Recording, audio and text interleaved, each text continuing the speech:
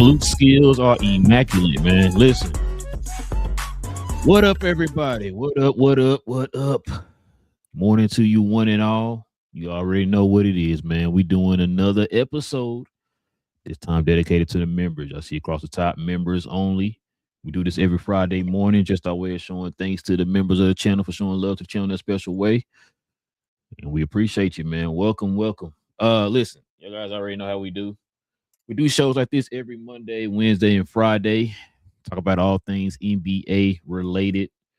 As y'all know, there's so much going on in the NBA.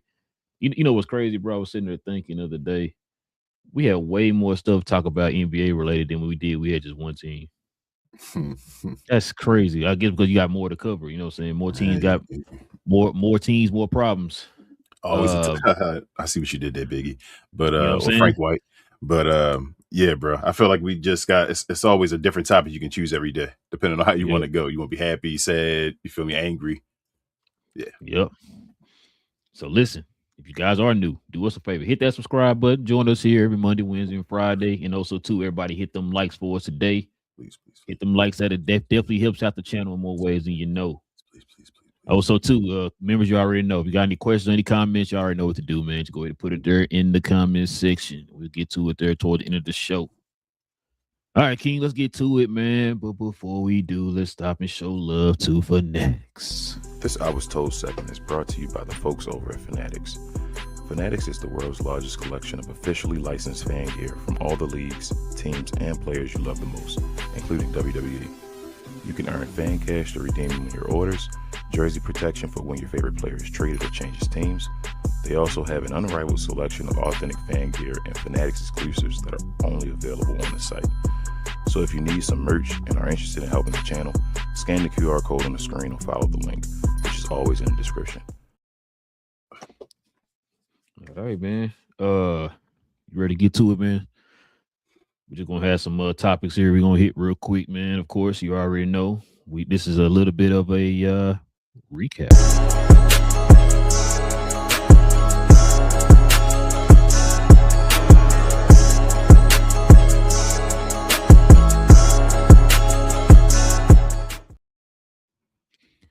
Man, you know, it's funny, King. We were talking about tanking, what was it, last show? Mm-hmm. Got a few teams, man, that are synonymous with tanking that we're gonna kind of go over here a little bit, man. I want you to look at these real quick. Detroit Pistons, as you know, they got the best record in the league right now. Let me see if I can because I can't really see this. It's smaller. Here we go. So you know, this is from 2024 to now. Okay, the 2-year span, 2-season span. They were 8-48 in February in 2024. In February now, 42-14. Like I said, best record in the league. These two teams, the Spurs and the Pistons, are the outliers. Spurs were 11-46 back in 2024, and now 41-16 in 2026. But check this out, King. We talking about tanking. Now, these 4 teams down here are synonymous with the lottery. Mm-hmm. Let's look at their records. So the Utah Jazz at this point in February of 2024 were 26-31. So they've been tanking, right? We get a lot of draft picks. You know, you got your boy Danny Ainge, your favorite GM of all time over there. Mm-hmm. Guess what their record is now? 18-40 in February. At this point now in February. That's what tanking gets you, King. Yep. Even worse record. But wait, there's more. Your favorite team of all time, the Washington Wizards, in 2024 around this time was 9-47, King. Man, they improved. This is what tanking got them, King. This is what tanking got them. 16-40 in 2026 around February. 16-40. So see, tanking does pay off, King. I told you. You told me, no, it don't pay off. New Orleans Pelicans. So February, right, of 2024, they were 34-23. Tanking. Guess what their record is, King? What is 16-42 in 2026. Ain't that well? It's crazy. And this is a kicker right here, King. This team has literally lived in the lottery. I think they don't change their names from the Sacramento Kings to the Sacramento Lotteries because check this out. In 2024, they were 32-23. Remember, they had a good season that year. Remember that? That was their first year going to the playoffs in like 15 years or whatever it was, or 16 or 14 years or whatever it was. Guess what their record is now, King? All that tanking they've been doing, 13-46, King. One of the worst records in the league. Matter of fact, they had the longest losing streak this season in the NBA. I think they do, yes. Didn't they lose like, what was it, 13 games in a row or something like that? Yeah, something stupid. It just broke their losing record. I guess it was against who was it against? Was the Mavs? I can't remember. Not one of the Mavs again, was it? Because they beat the Mavs. They beat the Mavs twice already, I think, right? But I don't think they beat them 3 times. It wasn't the Mavs. I'm not sure. Okay. I'm not sure either. I don't remember, but this is interesting right here, man, because remember, tanking is the issue, King. That's what I was told. I don't know what you were told, but somebody called me yesterday from the league office and said tanking is an issue. It didn't hurry up and hung up on me. So I didn't have time to rebut it. You know, I was like, well, hold on. Can I say something? Oh, okay. My bad. And he even called me on a house phone, King. I didn't know we still had house phones. Jeez. What you think about this, man? What was your takeaway from this? Oh my God, we just tanking is getting out of hand over here, King. Bro, but why are you saying that before I go? It's funny, I heard a house phone today in my house go off, and I was like, damn, we still got a house phone? I forgot we got it like free with a package. But I ain't even answer. I just listened to it ring, and I was like, oh, somebody called. Shocked, like, yeah, like, whoa. What is this? But the tanking thing, we already talked about it, bro. Same thing as last show, basically regurgitating that same information. Certain teams, a good team. San Antonio was just a good team that was going through a situation, a change in the era. What is that? Management. I couldn't think of the word. That type of stuff. Greg Popovich retiring, moving on to a different coach. Like that whole situation was going on. So we knew they were a great franchise. They were going to turn it around. They got Wemby.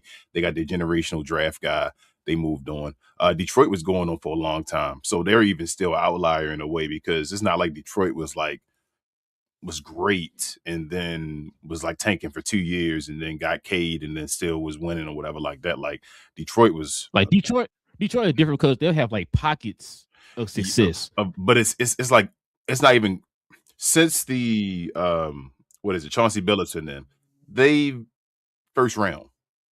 Bottom of the playoffs if they gotten somewhere. You feel me? Like there'd be a play-in team or so. So they'd play around with mediocrity, kind of being like a worse version of Sacramento. Like they are nobody really thought, even when Blake Griffin was there. Well, like what's his name?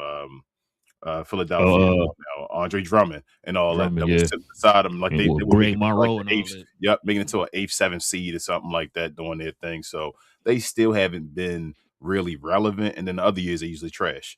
So they're using the lottery. But the rest of the teams, like we say, bro, they've been playing this game for like forever. And what has it gotten them? So why change anything? Like, it's not like somebody has benefited. All it seems like you're doing is it seems like it's a cop-out, as I said before multiple times, to try to give the benefit of the doubt to big market teams and to try to get them more players so that you can get out of this parity era that's going on right now in the NBA. That's what I see it as, bro. I'm staying there. That's all I see because everything you're giving me, when you give me even these graphics and all, it's like it doesn't make sense of why he's actually attacking this rather than something else. So, bro, and it's crazy you said these graphics. That's what I'm talking about. Now, we got this here. You telling me you have way more information than us, and you telling me you don't figure this part out, right? So the outlier is what you're going by, not the norm. But it is what it is. Like you said, San Antonio is one of those teams that, you know, they've been a good franchise here since like 96 or whatever, probably a little bit earlier than that, when they had David Robinson and them. But you know, and then they kind of starting to pick it back up here, right? Detroit, like I said a minute ago, they had those pockets of success. Like they'll be really, really good, and then they have long spurts of not being good, but then eventually they'll kind of figure it out after a while, right? They had like it's not their third try at this as far as being a good team or whatever, and a capable you know, franchise or whatever, where they're not making stupid mistakes anymore.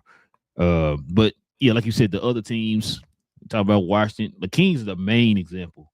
They're the main example of a team that lives in the lottery. And what has they got? I don't even think they try to tank. That's the crazy about Sacramento. And I was just about to say, they're not trying to tank. I keep telling folks that they weren't trying to tank.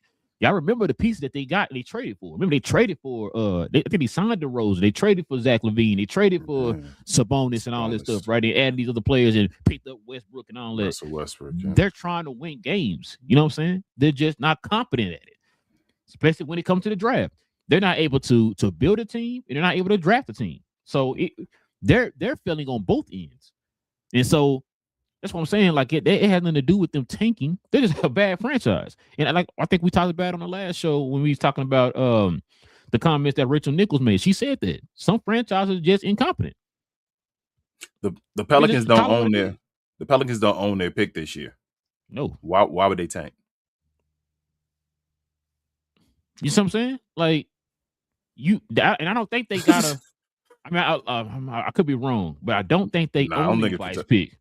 I don't know. I'm not sure, but their pick is their pick is not going protected to Atlanta either, and it's just going. You're going straight to Atlanta. So shout out to Kuminga. They benefit from them losing. So they have no gain from losing or whatever. So maybe the only team you could say on here really maybe Utah, probably Washington, but Washington, like I said, Washington just like the Kings. It's just been bad for so long. It's like they're not trying to tank. They're just bad. They don't know how to. They don't sign the right free agents. Like they've been trying to get people too. Look at all the trades they've been getting. You know what I'm saying? Been making over the last like 3 or 4 years or whatever. They're a bad franchise. You're not oblivious. This dude, Adam Silver's not oblivious. We yell at names. ESPN yells the same names of the same guys that we know when they go into their pockets and say, let's tank. Mm-hmm. We yelled about it when Philadelphia was doing it. They yelled out loud that they were doing the process. Yeah, when OKC was doing it and all, getting picks and stacking up all these picks, they knew what was going on. And now the guy that we yelled about now is Danny Ainge. And then the Mavericks got caught when they yelled out, and they did it just blatantly and was like, come on, bro. Why are we doing this? Yeah, it's got to be some kind of a driving force behind this, bro, because it doesn't make any sense to me. You know what I'm saying? So I don't even know, bro. You said Oklahoma City, bro. Speaking of Oklahoma City, King, I want you to check this out here, man. Old J-Dub, man. The other J-Dub just dropped a 30 ball on the Pistons. Literally anyone on OKC's roster can give you 30, King. Yeah. It's funny. I watched this game. And some thoughts came across my mind here that remember I told you, I said Oklahoma City is so deep that if Shea was to sit games out, they really wouldn't suffer. Mm-hmm. They have not been suffering. Now you just lost to the best team in the league. That's fine. You know what I mean? And on top of that, it wasn't like they were getting dominated by the best team in the league.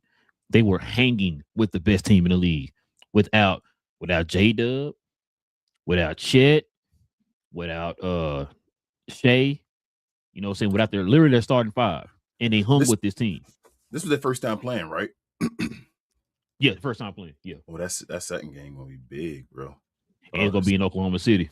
Yeah, because OKC, this for finals. You feel me? Like if they meet up in the finals and all. Mm-hmm. So could be, yeah. Mm-hmm. So that's why when I seen this game, well, I was gonna be petty and be like, "Oh, so you telling me Shea hold these people back?" Nah, bro, he doing this thing. Remember them conversations? He doing his thing. No, he stacked up, bro. And then you feel me. But after a while, it's like any other great young dynasty. People gonna start leaving. You feel me? And it's gonna be up to Sam Presti. Go ahead. I'm sorry. It's funny. It's funny you said that. You remember we talked about this maybe it was 2 years ago. And people was talking, remember, like I think it was last year, I can't remember.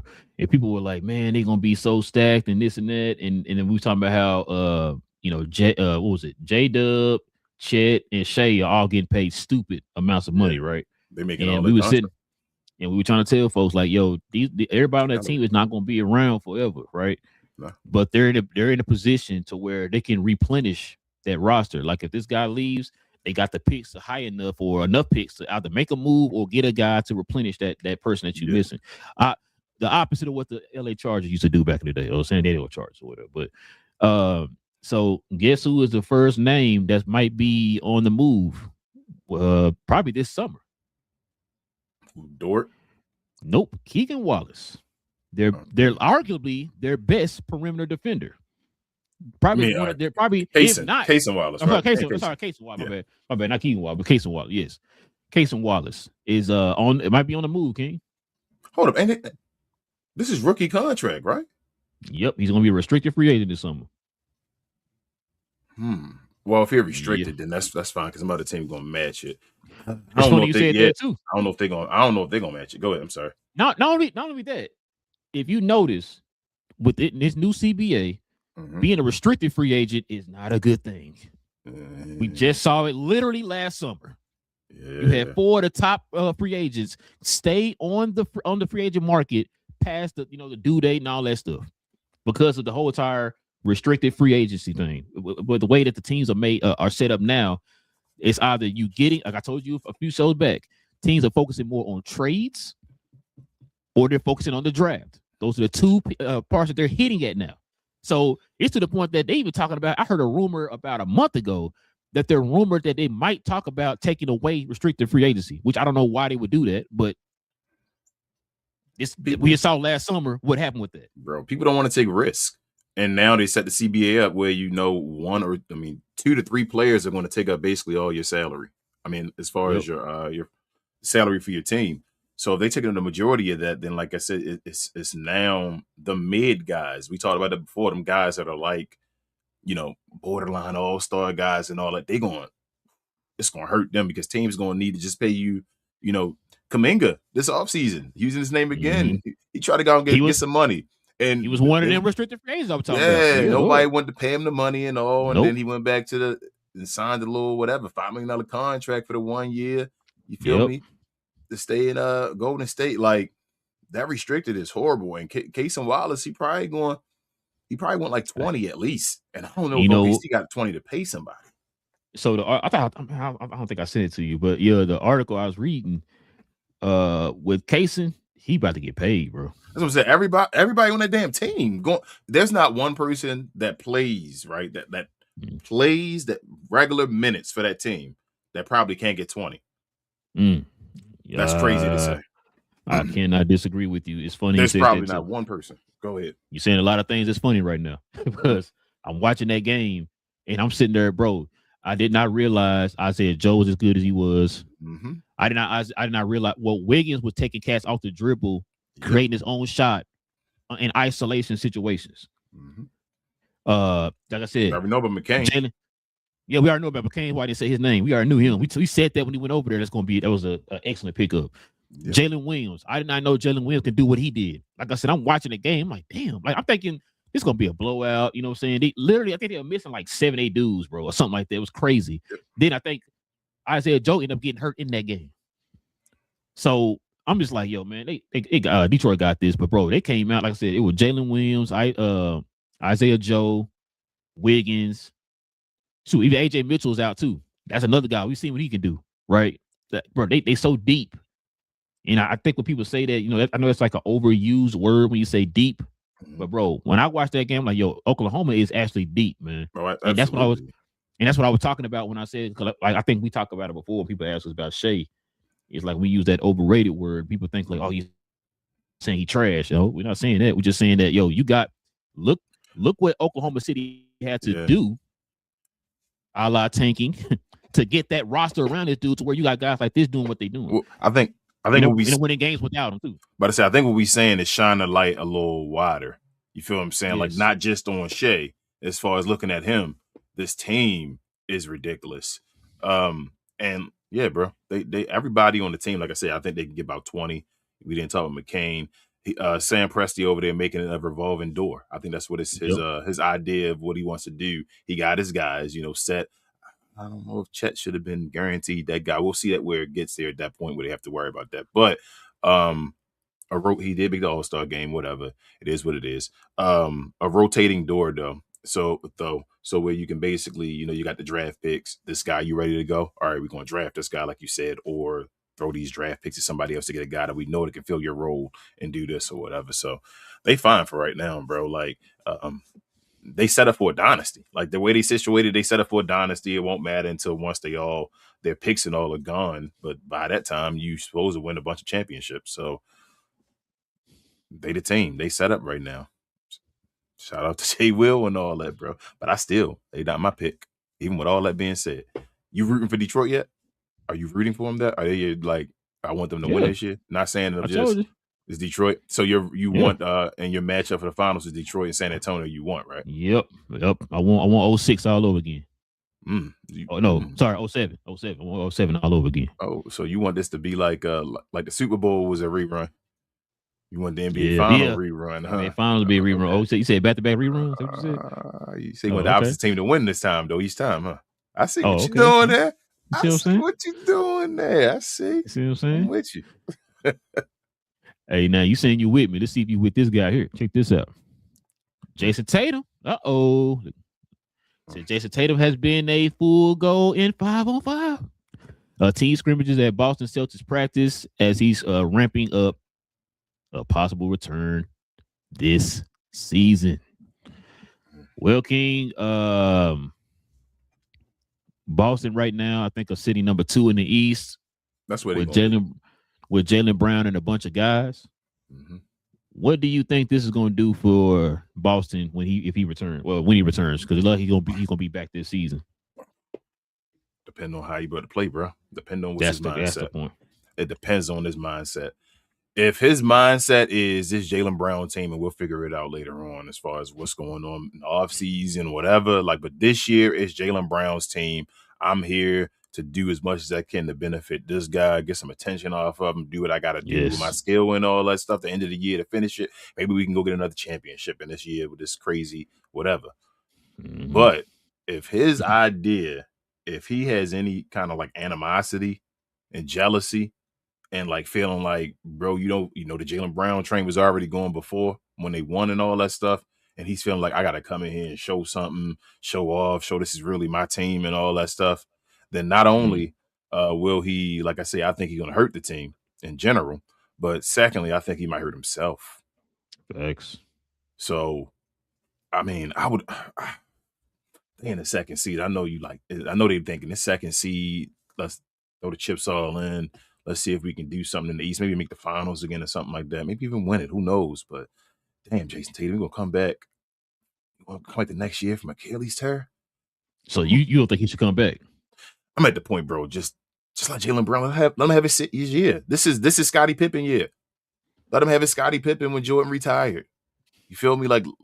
I feel you really think you go win a chip and come back and do it. But that's scary, bro. Coming back from the Achilles tear. Yeah, on paper, on the surface, it sounds good. Like you said, that gives Jaylen another guy that can kind of get some pressure off of him. Because if you watch that was it the Denver game? I think we talked about it before. We watched one of them Boston games. I forgot what game it was. That there's a lot of attention on Jaylen Brown. I know he's capitalizing, he's still putting the numbers up and all that, and it's contributing to winning and stuff. But still, that's a lot of pressure. That's a lot of wear and tear when you got to be the guy. You're getting a bulk of the attention and all that type of stuff. So it'd be nice to get at least one guy to kind of help get some attention off of you a little bit. So instead of you giving me 30, you might miss around and give me 33. Yeah, you know what I mean. So and that 33 can make a difference or whatever. But as far as Tatum is going to have to. I mean, you're going to probably tell me stop cussing when I say this, but I'm sorry. If for right now, if you're coming in here in the middle of March, when the playoffs start in the beginning of April, bro, you're gonna have to play a role. Yeah, you're going to come in and play a role. That's not to say that it's going to be your whole career. You're coming in toward the tail end of the season, bro. They already, like you said, they already got a kind of a way of their doing things and all that type of stuff. And a player of his caliber, got a chemistry and all that. Player of his caliber, I know it's probably a little bit harder to kind of be that type of player, but you're gonna have to make it work. If you're talking about if you really want to help push Boston over that edge, because I think we talked about it, the top 4 teams in the league. We're gonna bring it up here today, but the top 4 teams in the league, I think Boston's probably not record wise, they're not, but if you want to look at it on the surface as far as playoffs, you would probably think they're the worst of those top 4. Yeah. Because it's literally Jaylen Brown and everybody else. Like there's nobody on that team. You got them together, and you had the Jason Tatum of old Jason Tatum though. Then it becomes a different story. Then we got to mix it. A lot of people might even pick them over Detroit. You feel me? As far as that camaraderie and that the championship pedigree and all that stuff, like they may actually be the team, but I don't think that's going to happen. First, well, the team was 1 and Jaylen Brown was 2. That's the way they played before. That cannot happen this year. That cannot. There's no way that can happen. And I got a question for you. Let's go even further. Has Jason Tatum ever had a year as good as Jaylen Brown has had this year? That's the crazy question. As far now, when you say hold on, when you say that, this is what I'm talking about. Mm-hmm. Look what Jaylen. He's never been put in this same position Jaylen Brown was put in. You see what I'm saying? Now let me ask you this too, because this is what I was thinking about the other day when they kind of brought this up. This ain't the first time they brought this up. How is this going to look going forward? That's because what I told you. You go ahead. Jaylen Brown just won the Finals MVP, Eastern Conference Finals MVP. And he's doing what he's doing this year, leading to a second seed without any type of help, right? This is arguably the best season out of any of them. That's what I'm saying. Like, to do what he's doing this year and having them the number 2 seed, everybody thought they were a play-in team at the best. At best, yes. They're the number 2 seed in the East, still with the Knicks and all that over there. You feel what I'm saying? Orlando's we better and all that. With those teams still over there, they're the number 2 team in the East. This is the best season by either one of them. Pound for pound, this is the best season.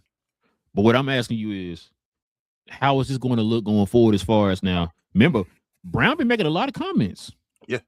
Jaylen Brown the best player. At his Jaylen Brown became the best player. I thought I said that to you one day, but Jaylen Brown became the best player on that team once Jason Tatum tore his Achilles. No matter what or what I thought beforehand or whatever like that, it doesn't matter anymore because once he tore his Achilles and what Jaylen Brown was already doing, established as an Eastern Conference Finals MVP or whatever, and a Finals MVP, and we were already having question marks then. So he had more hardware already technically than Jason Tatum as far as individual hardware outside of the All-NBAs. Now, including this year, this is, like I said, he's an MVP. His MVP touch this year is more than Jason Tatum's has ever been any year in Jason Tatum's career. This year is more than, and if Jason Tatum is going to come back and benefit this team, he has to understand it can't be a jealousy. It has to straight be winning. I told my Achilles, let's come back and let's get more chips and all that stuff if I can do it. If he coming back trying to outdo Jaylen Brown, it's gonna fail, bro. And this team gonna explode like next year, right away. Let me ask you another question. If you took Tatum off of the team that won the championship, would you still say Boston could have won a championship? No. So if you took Brown off that team and left Tatum, you still think they would have won a championship?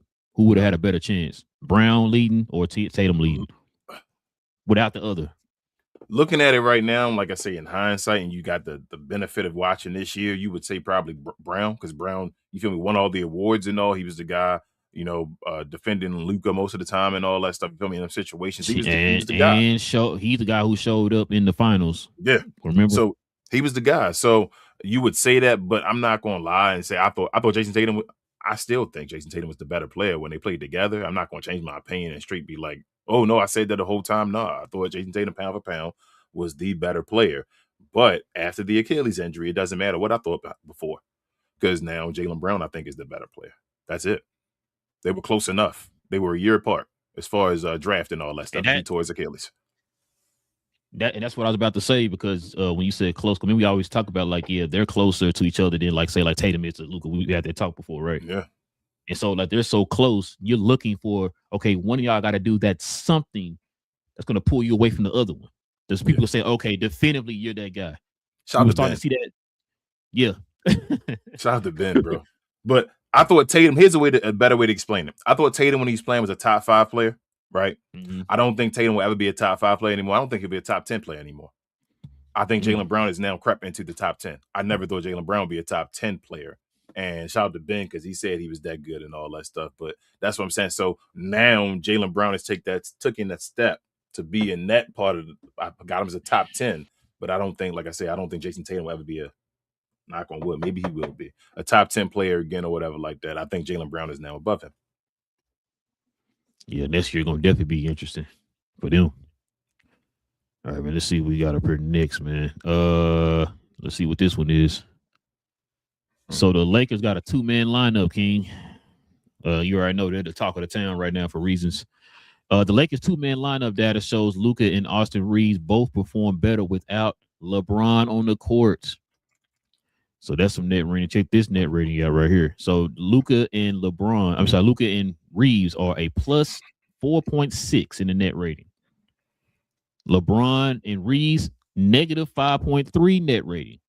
Luka and LeBron, negative 5.7 net rating. Yeah. Yeah, we kind of talked about this before right here, man. Yeah. What's thoughts on this though? Younger LeBron would have been no problem. Two of the best minds ever played the game, as far as especially offensively. But young LeBron just can do anything. This ain't even about Bron, Reeves, and Luka. I don't feel like, bro. I said it. It's already done. It's the divorce between LeBron and the LA Lakers. LeBron got to get off that team. He got to even retire or just get the hell away. This is over, and it sucks because I'm gonna give Luka the benefit of the doubt here on this one. I've been harsh. But it sucks because every year is like, damn, there's something I gotta wait for. You feel me? Like, well, there's something in my way or whatever. Like, then it's like that sucks. Like, it's like, damn, you in LA now. They have the magnifying glass on you, like we say they have, and they are. They're cooking Luka's ass, as they should in a way. I'm not against everything they're saying, but at the same time, him dealing with this LeBron situation is like, damn, come on, man, like this now and supposedly personal situations and all I won't get into, but. It's just so much on his plate. It's just like, then it just adds another something. Like he did something to the basketball gods, and they like, here's something else, Luka. He's like, damn. But yeah, this team the Lakers. Last year was a huge year for Luka. This year is one of the biggest years for the Lakers. This offseason. So last year was the year. Get your body in shape, Luka. Start that trend, and hopefully you continue that this offseason and continue forward. This offseason is the offseason for the Lakers, though. The Lakers have to make that move, the right move this year. The Lakers need to be contending for a championship next year, or this all is over. Next year. Let me say something, bro. With this right here, so like you said, you already know how you be talking about Luka. You know how I feel. I've been telling you here the last few weeks or whatever my thoughts on the whole Luka in LA, which you kind of should have seen this coming because that's how it is in LA. Then on top of that, you in LA and you're playing with LeBron, so it's like times 10. You know what I'm saying? As much as I think I asked you this about a few weeks ago. I said, does this seem like it's getting more narrative driven with LeBron this year? And I know you were saying, because he's about to go out and all this stuff. Now we're hearing talk, rumors that he might not be retiring. He'll probably go to like Cleveland or something for a year, whatever the case is. Mm-hmm. Bro, I'm gonna say something, man. And I've said this before. I've never really been like no LeBron fan or anything. I might have owned maybe 2 pairs of shoes the whole time. Like I said, the one pair of shoes I had, I was walking my dogs in. I ended up throwing them in the way because the bottoms were coming apart. I got like one pair of LeBrons up here. I got this original, LeBron ones, the generation ones. I got them. You know what I'm saying? I thought he was fire until Miami, but finish your point. I'm sorry. Nah, like the 10s were like the only one with I had some 10s and some 9s, but other than that, like I really like LeBron ain't I'm not the biggest LeBron fan. And then but I was always one of those people, like, I'm not gonna sit here and argue like he's great. Like he's a great player. Like I'm not gonna sit here. I try to ignore all the extra stuff and just focus on his game. I know a lot of people don't do that. Which listen, from what I've been seeing this year, I cannot blame these people. Like when you hear like Big J and them say what they say, I can't even blame Big J and them because I'm starting to get to that point. It's getting very annoying. Like I never understood. Like yes, the NBA does come with other things outside of the NBA. I do understand that. But when your main drive, your main goal is to push that instead of giving us the true product on the court, that's when I start having issues. I see you more attached to narratives or have people around you or surrounded or connected to you pushing more narratives than I'm seeing you giving effort on the court. Yeah. This dude showed a 20-minute compilation, King. 20 minutes compilation of LeBron crying on the court. This not for his career. This ain't for when he played for Miami. This ain't when he played for Cleveland. King, this is the one season, dude put together 20 minutes. I know I didn't send it to you. I saw it on YouTube. 20-minute compilation of LeBron crying. Mm-hmm. And it makes me mad because, for one, like you just said, yes, I'm upset with what Luka's doing on the court. I really am. Like, you heard me say this. I've said this on the show many times. I'm to the point. I'm tired of defending it. And if you're gonna keep doing it, I'm gonna stop defending you. Like I said, I told you I equated to a Cowboy fan. You're gonna tend to keep messing up in the playoffs or not making the playoffs or doing some of the stupidest stuff ever. Why the hell am I defending you? Then I look stupid, right? Mm-hmm. I'm just gonna leave it alone. I'm not gonna defend you no more. But the whole LeBron thing, man, I told you this when beginning of the season. And I know everybody like, oh, I know you like, when LeBron get back, it's gonna be a different story. It was a different story because they were a better team without LeBron at the beginning of the season. You didn't hear no type of gripes. You didn't hear nobody complaining in the media. You didn't hear folks like Austin Reeves making these comments he just made. You didn't hear DeAndre Ayton. I just about to say, you didn't hear DeAndre Ayton low key calling folks out, all that type of stuff. You didn't hear none of that. Matter of fact, you were hearing them talk about this was like the best camaraderie they didn't had in a long time. You heard all that stuff in this team. Yeah. As soon as LeBron stepped foot on this team, that's when stuff started falling apart. Now listen, for those LeBron fans, I don't want you to come here killing me. I'm not saying the dude is trash and all that stuff, but this year alone, with all of the extra stuff that he's adding to the team, is not helping the team out. Show these numbers again. Oh, I've been said that. Now, the thing is, him being old, LeBron should have sense enough to say, let me take a step back or take a roll back or whatever, bro. Yeah. Let me step back on any type of aspect of basketball and let these young guys shine, especially if you're trying to get your fifth and sixth ring, right? You would think that you let these two guys who are cooking, in the words of Demond, cooking right now in the league, net rating or +6 when you're not playing, you would think like, yo, let me ride their coattails. No. Everything has to be about LeBron James at the tender age of 48 or whatever how old he is. I don't understand it, bro. And like, that's why I said, exactly, bro. And people talk about, I remember, who was it? Your boy Rich Paul talking about, oh, Luka just got to follow LeBron lead. Why the hell would I want to follow that? That's the point. I was just about to get to you, bro. What's the best? What do you feel like the best version of Luka Doncic you've seen so far was? What year? So one of the years in the Mavericks, pick one. The year where he went to what? What you feel like? He went to the finals, right? Finals. You feel like that's the best year he had, right? Yes. Remember, I told you this when we talk about this. We talking about LeBron. I remember I told you this from the get go when they teamed up. Not just because I wasn't saying because that first year they kind of struggled together, whatever. Like with example, we said with Kyrie, right?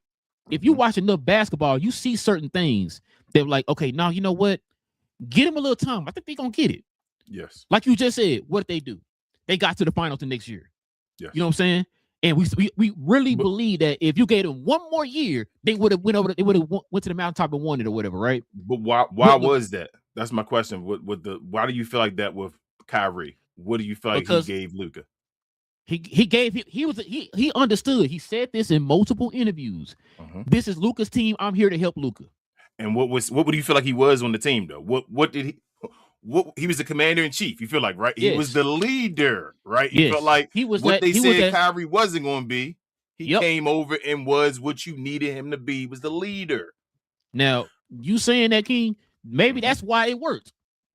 Because he did take a step back and say, "Hey, you are the young talent. Let me put my arm around you and help lead you to that." Yes. That point. LeBron James. We said all them times. Well, he's waiting for Anthony Davis. All that stuff. This year, LeBron is being a baby, bro. He's making it an issue about him and the Lakers. He's not paying. You know how pay attention like this your team, bro. You look at Luka. He won an MVP and all that stuff. He's saying, I don't give a hell. He the little baby that just don't care. That's just stubborn. That's going to keep saying, I don't care. My issue with the Lakers. And I'm LeBron. They're going to talk to me right now. And it's like, bro, you pulling them back out the fight. You're going to go to jail, bro. Come on. You gonna go to jail. I'm like, no, but I'm doing this.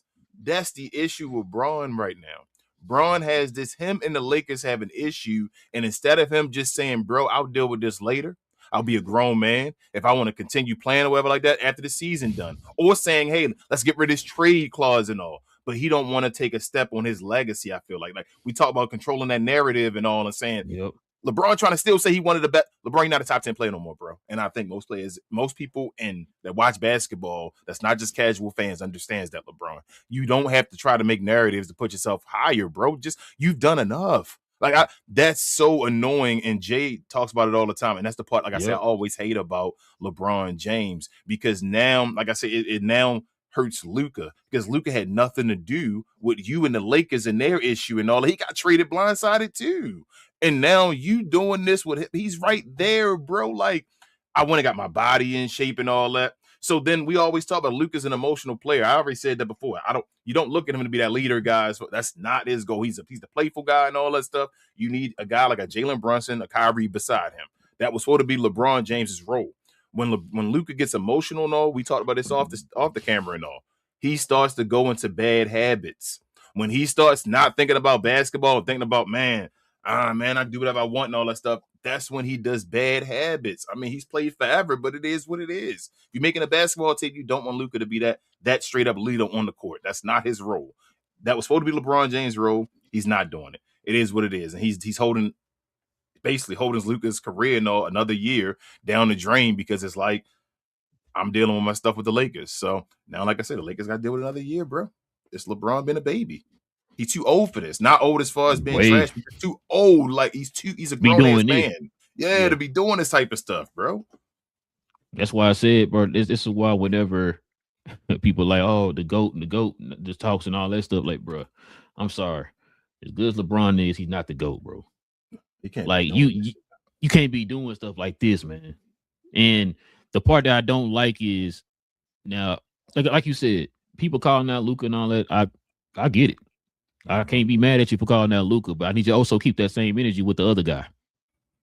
And we always talk about, man, if people can kind of just step back and take a broader perspective of things. Like I just said a minute ago, I don't remember these talks happened before LeBron got there. Before they got, everything was clicking. You had your 1-2 punch or whatever. Everybody was moving.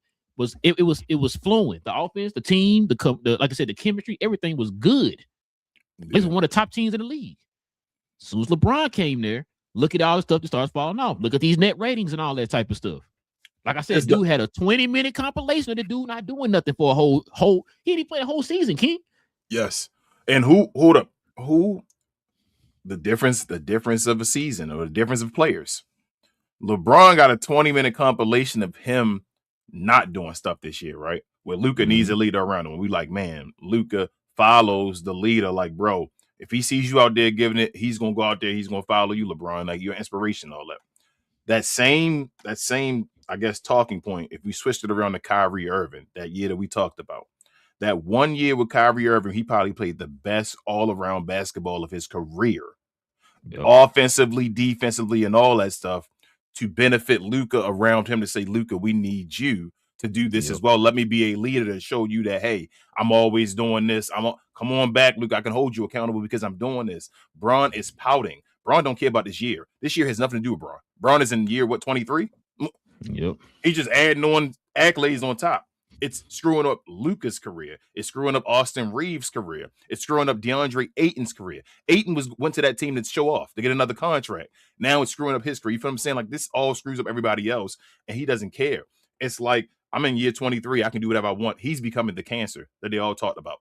And that sucks to say about it. Like, LeBron need to retire. He needs to retire, bro. He don't go to Cleveland. He needs to just accept it, or they need to force him to retire. Yeah, I remember I told you that too. I said, don't go. I said, if you go to Cleveland, that type of issue is going to follow you in Cleveland. Yeah. Hey, especially you go back to Cleveland. Him and James Harden. I mean, he with Luka.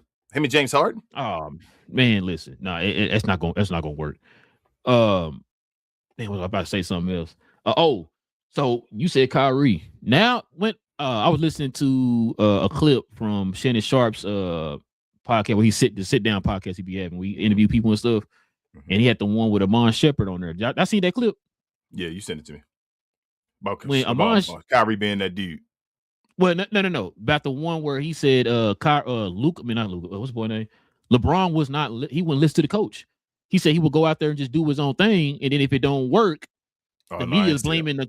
Yeah, I gotta see. Blaming Kyrie and all that stuff instead of it. Yes, well, he switched the plays up, but saying there was other people plays doing stuff wrong because he audible. Yeah, He was like, no, we ain't doing that. Because he said, man, Amon said, bro, you sure you don't want to just follow what the coach was saying? Like, no, we're not gonna do that. We're gonna do this. It's like, and so he said, bro, if you don't believe me, bro, you can ask JR too.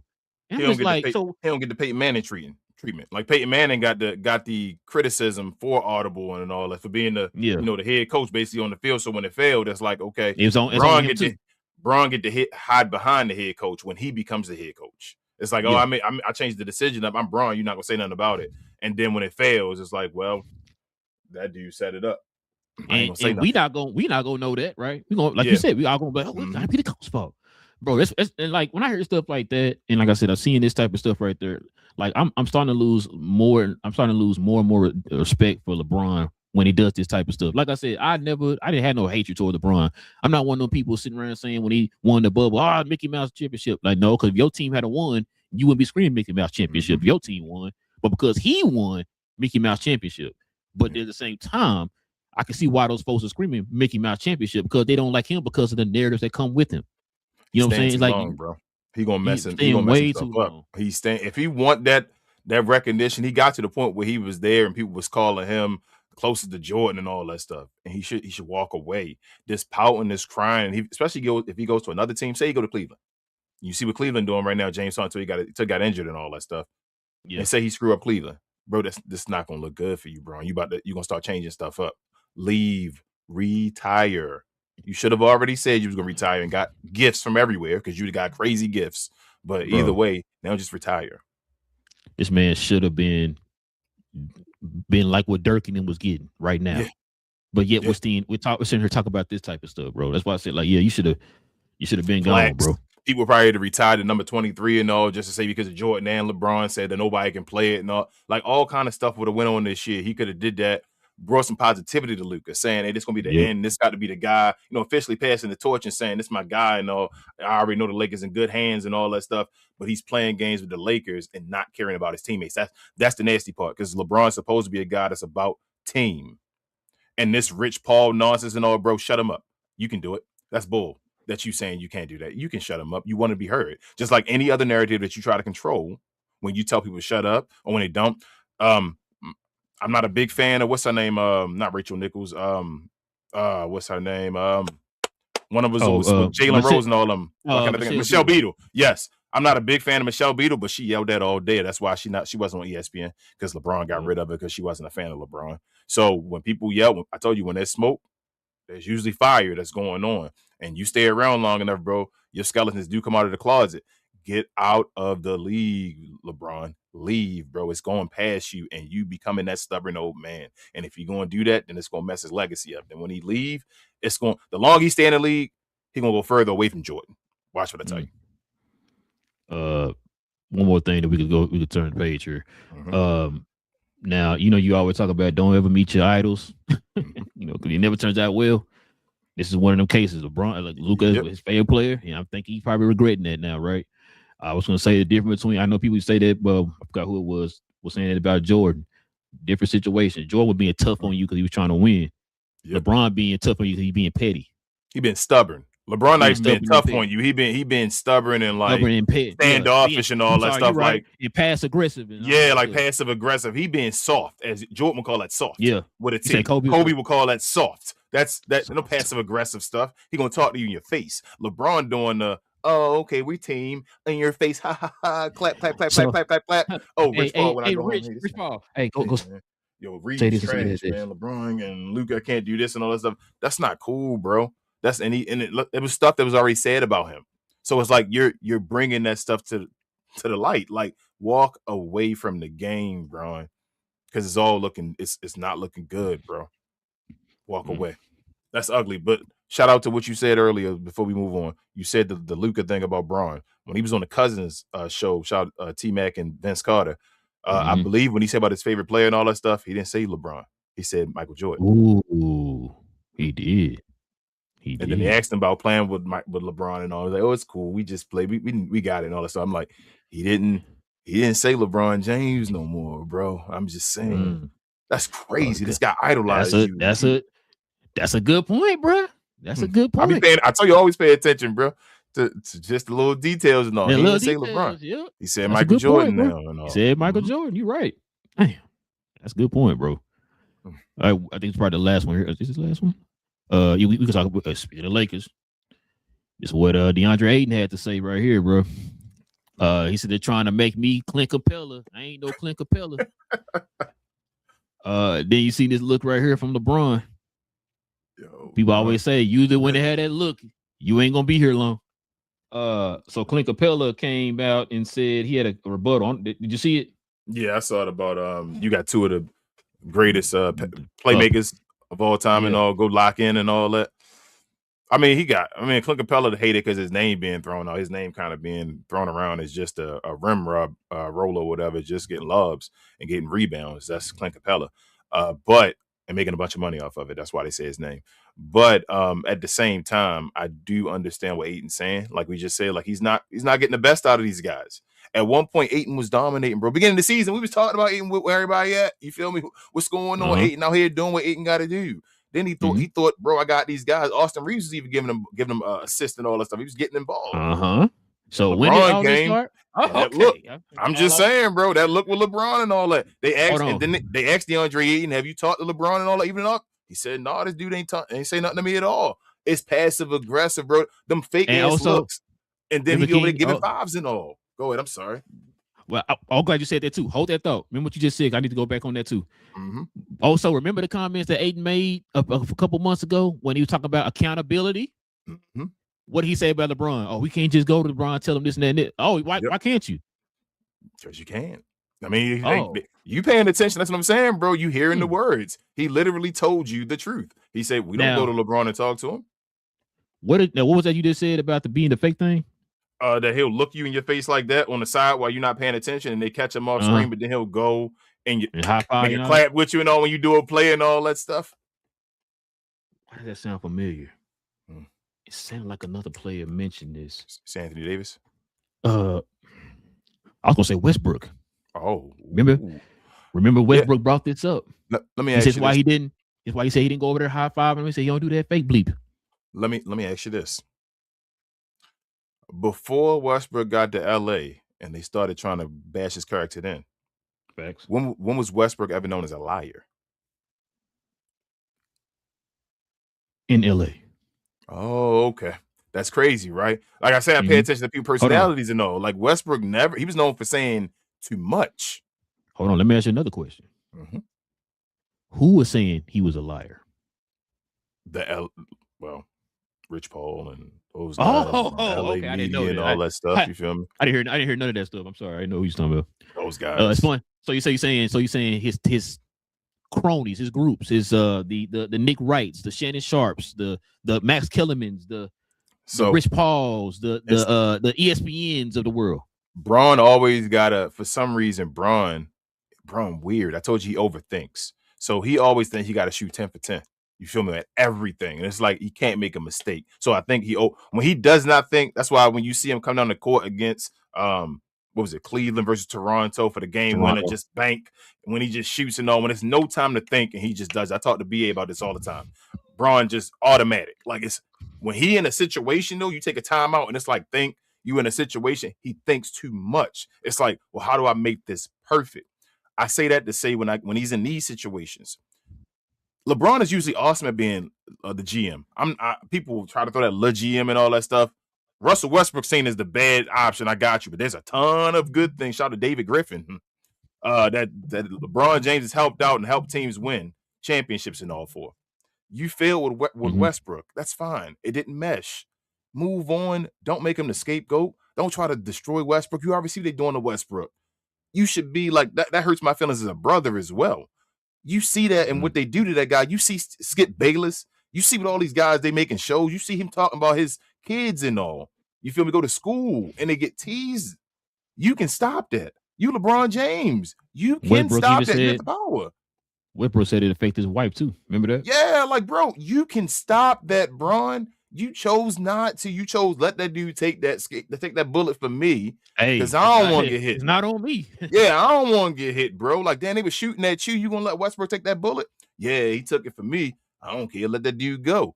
It's like he passive aggressive, and that's why Go back to that All-Star game. I know we're going over time. Go back to the All-Star game with Kobe telling the dude to shoot. With Carmelo telling the dude to shoot.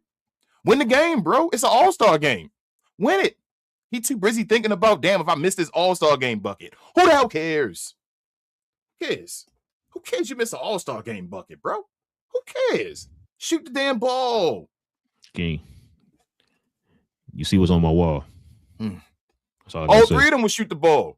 All three of them. Shout out to Luka as well. Shoot the damn ball. And I'm not even, like I said, you know I love Bron, bro. Bron is the second greatest player of all time, in my opinion. The second greatest player. But I ain't gonna lie to you, bro. It's ugly. He too old. Bron older than me. Bron is too old to be playing these games. You're not 20 nothing no more. The flipping the ball, all that shit become young now. When I see this season now, it become you the kid on the bench. Hey, maybe Kyrie was already being Kyrie and all that stuff. It's all you being the kid on the bench. I was about to say, you don't see Kyrie was not just dying to go back and play with him. I mean, it's got to be, like I said, a lot of that stuff adds up, man. But yeah. Last but not least, man, check this out. So he's like we just said a minute ago, these are the 5 top teams in the league right here, King. Top 5 teams against each other. Spurs number 1 with 7-1. Detroit 6-2. They lost that second game against the Spurs. The Knicks are 2-5. This is crazy right here, King. Shout out to BA. Yeah, shout out to BA. This is crazy right here. Boston is 2-6, but the Oklahoma City Thunder, who everybody would say is the greatest team of all time, is 1-4. Now, matter of fact, I think they're 1-5 now. When this before this, because they lost Detroit. They won Detroit. I think this is before Detroit. Okay, maybe before Detroit. I think you showed this before Detroit. I think I did. I think Boston Detroit 7-2. Boston's house money. Boston shouldn't even be on the list. That's what I was about to say. That's what I was about to say. Why Boston above OKC? Yeah. Did you see that? You see that guy? You see that guy on the screen right there for Boston? That is Boston. That's what I'm saying. That's a nobody cares. They could be 2-10 at the end of the year. They still be the 2 seed. What they doing and all that stuff. You took care of what you're supposed to do. You're fine. OKC, as y'all did from the beginning of the year, and they still 1-4 versus y'all did since the beginning of the season when they were going in that run. I said, bro, 2 things can be true. I try to yell at so many times on this show. Yeah, they on a legendary run and all that stuff. They not the greatest team of all time, though, because they are playing a weaker schedule. It is what it is. Like, they taking advantage of this weak schedule as they should. But at the same time, it is a weak schedule, and people ain't where they're supposed to be yet. And you see when these teams taking off, for them to be as far away as they are, for them to, at this point, not be the best team in the NBA is a failure. But people not paying attention to it. That's a failure. But it's like, oh, well, they still so far ahead. Bro, they were killing everybody. To be that far and to be thinking they're gonna have they were thinking they're gonna win like 75 games. That's what people were saying. For them to not have the best record in the league this year so far right now is a failure. But they gave themselves so much head start and all that stuff where people catching up and all. But the 2 teams on the top, the 2 teams. Would you bet on San Antonio? Would you bet on San Antonio like I asked you before, or would you still bet on the field for the West? I told you who I got in the East. You already asked me already. I got Detroit, San Antonio. So you would bet on San Antonio to make it. It's not you think they guarantee you like, damn, they're gonna be there. This is another reason why I'm glad we covered the NBA.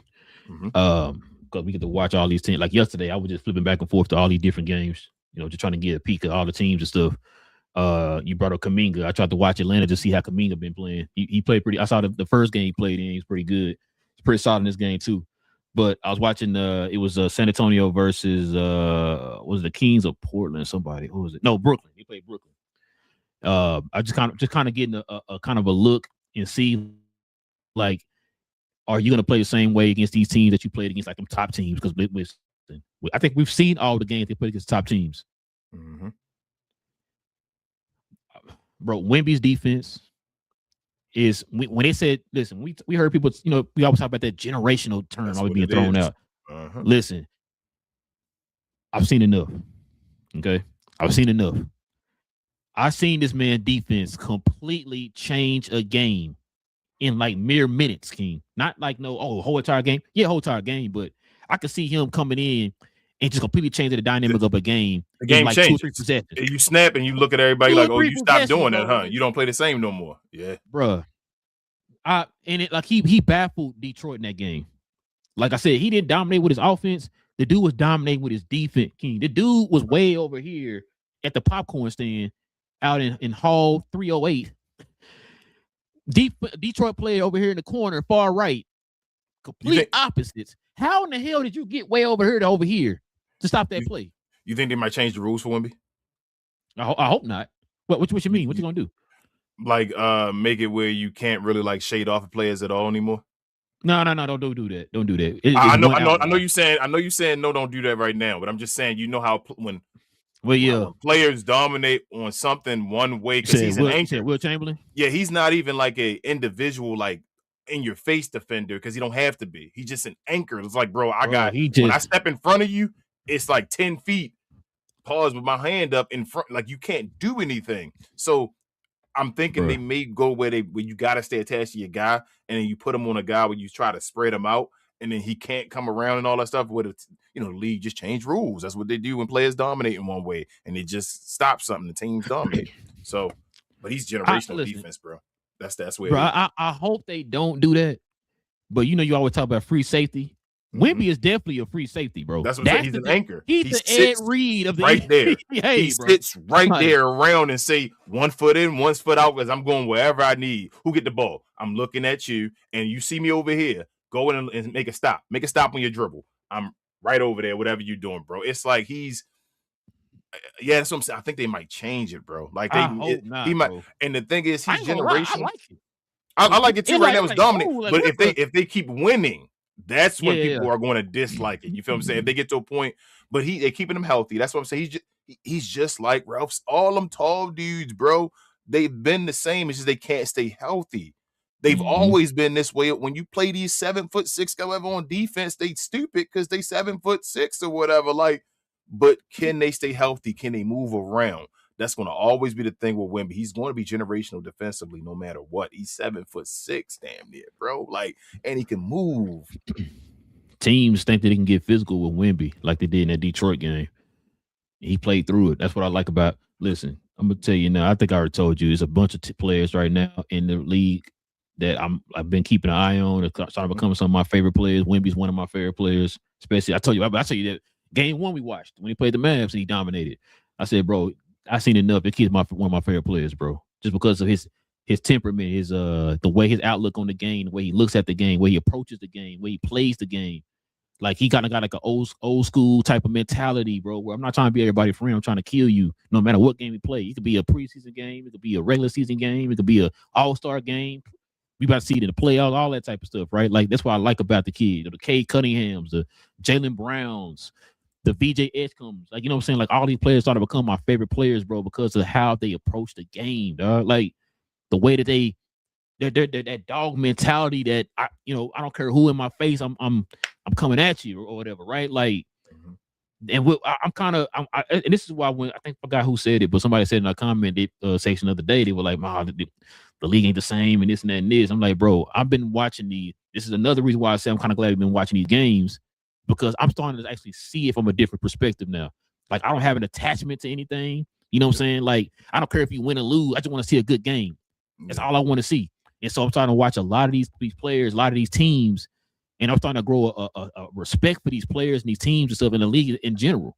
Because I looked at it different because I only covered one team. But now looking at all these teams and all these players and how they move, their thought process and how they approach the game, how they play the game. It's like, it's just opening my mind and my thoughts and stuff to a whole lot of things for this league, man. And Wemby, one of them, man. He's one of them. You know what you need for Wemby right now? What's that? Shaq. You think so? You know the type of players. Yep. You know the type of players that they talk about couldn't be good, and they always talk about what type of players. Shaq wouldn't be good in his generation and all that stuff right now. Remember who put up 70 against Wemby? Was it Embiid? Who's the most physical center in the league before they got injured? Probably Embiid. It was Embiid, right? When he played his best.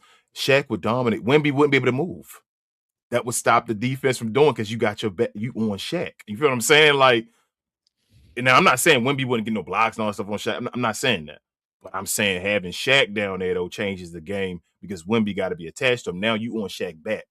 You feel what I'm saying? Like, it's a difference now. Shaq posting you up and all. Shaq would love playing against Wemby. That would change the dynamic of a team. I mean, he did have the type of issues against a baby Shaq. Zion. Zion was physical. That's what I'm saying. Zion be physical. You need a guy that can put him on his back, bro. Like post up Wemby. A guy that's not afraid to post him up. And right now we don't got post up guys, so Wemby can roam, like we said, like a free safety. Because they want you shooting threes and stuff. Exactly. But now you need with Wemby, so the game always changes. That's why we say stop trying to win like somebody else. The game always changes. Now with Wemby playing, now you need a Shaq.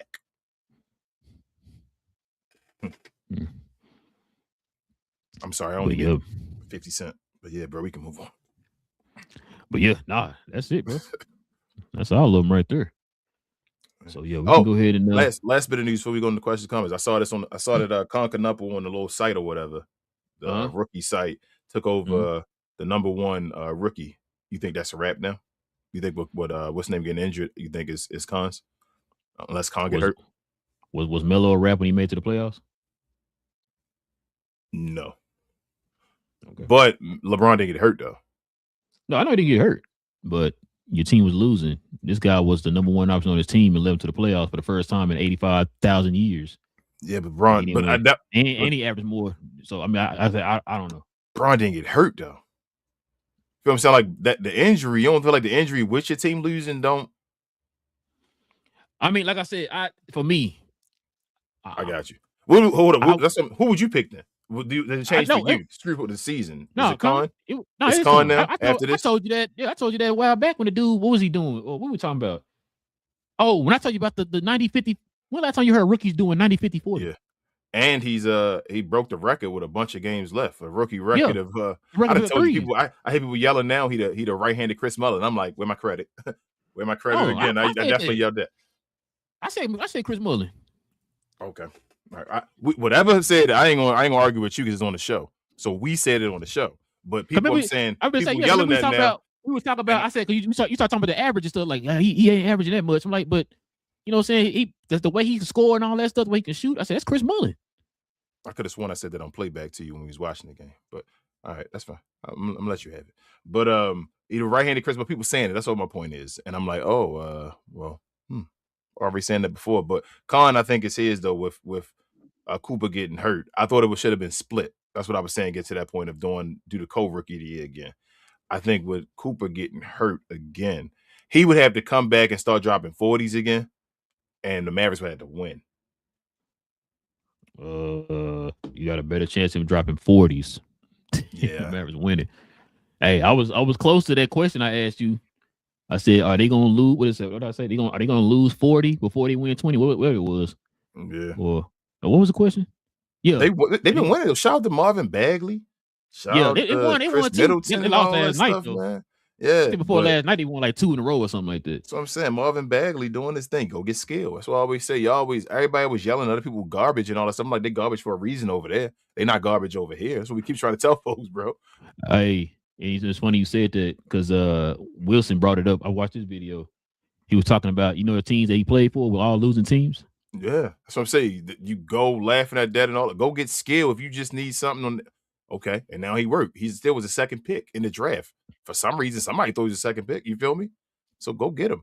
But he put him in a winning situation and see if that he feeds off of that. And I mean, it's still not a winning situation. He just. Well, I mean, a better situation, I guess you could say. Really? I would say, still ain't winning. You right? I think he just won their 20th game or whatever the other day. But Coop gonna have to drop 40 though in the games, and I don't know if he's gonna do that now though, because we getting towards the part of the season where it's time to tank.